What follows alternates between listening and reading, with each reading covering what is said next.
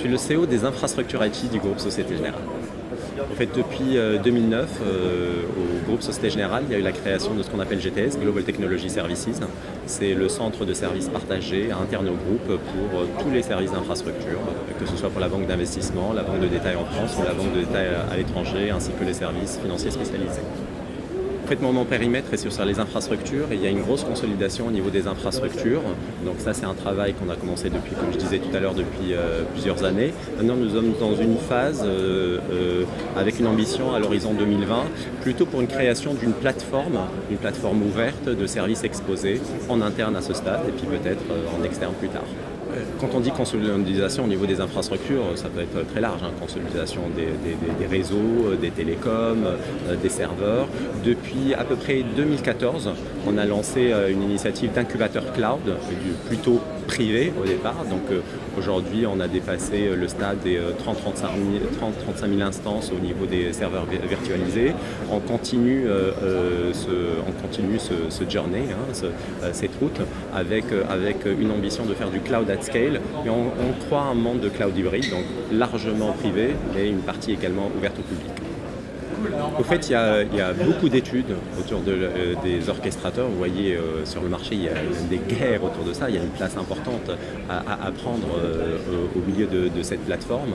Mais je ne peux pas répondre sur le point spécifique sur les orchestrateurs. Clairement, le SDN, le Software Defined Network, est une tendance de fond très importante et nous avons des programmes pour l'implémentation de SDN pour le nouveau cloud Société Générale.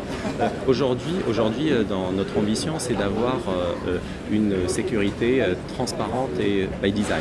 Et dans le monde cloud, on ne voit pas comment on va pouvoir y arriver sans l'utilisation du SDN. Nous pensons que pour arriver à une sécurité transparente et by design, il faut des changements de gouvernance. Il faut que cette gouvernance classique commence à être un peu orthogonale au monde agile sur lequel on développe nos services aujourd'hui. Donc il faut repenser la gouvernance et c'est en cours. Nous pensons qu'il faut des changements de posture. C'est-à-dire que le rôle clé de tous les acteurs de la sécurité informatique doit venir au plus proche de ce qu'on appelle les feature teams, ces équipes agiles qui doivent livrer sur un rythme plus soutenu et qui ont de plus en plus de délégations. Donc la posture est à changer.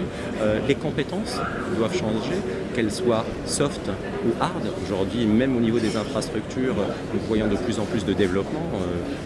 Si je prends l'exemple en interne de notre entreprise sur les équipes infra, on passe de moins de 10%, je pense dans les 2-3 années qui viennent, on dépassera le tiers, voire 40% des équipes qui développent en infrastructure. Donc les compétences doivent changer. Il y a des compétences supplémentaires en termes d'architecture et d'urbanisation. Il faut le repenser dans ce monde de cloud.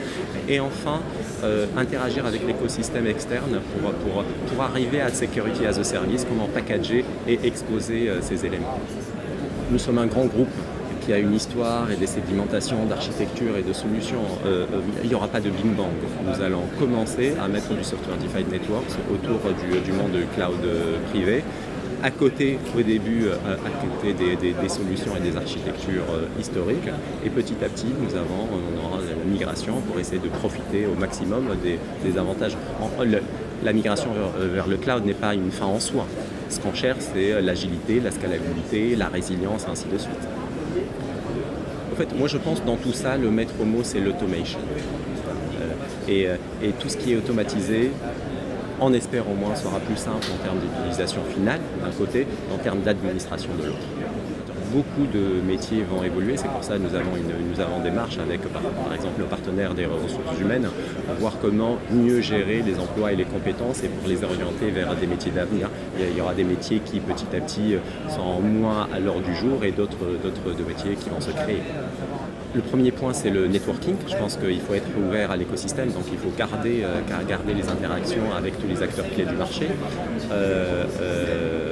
La deuxième, c'est la veille, voir qu'est-ce qui sort de nouveau sur le marché, qu'est-ce qui peut être intéressant dans nos réflexions ou dans notre production. Et le troisième, c'était relatif à ce que je disais tout à l'heure, c'était passer ce message à cet écosystème, aux acteurs de la sécurité, du besoin vital de changer, ce que je disais tout à l'heure, changer de gouvernance, de posture, de compétences. Je pense que c'est important et plus nombreux on sera à le dire et plus le message passera. Oui, nous l'explorons, nous explorons le blockchain aussi avec nos collègues du métier pour voir qu'est-ce qu'on pourrait faire de mieux. C'est un train nouveau qui donne beaucoup d'espoir. Maintenant, d'une manière pratique, il faut voir qu'est-ce qu'on peut faire avec. Oh, maybe we can change, we sure can't stay the same, 'cause life's a foolish, foolish game.